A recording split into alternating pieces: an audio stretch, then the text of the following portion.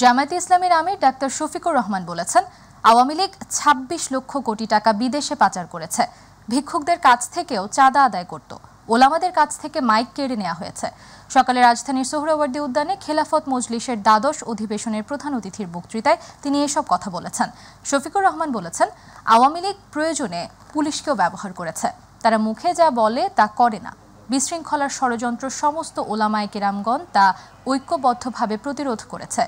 মসজিদে যদি পাহারা দিতে না হয়, মন্দিরও পাহারা দিতে হবে না বলেও মন্তব্য করেন তিনি।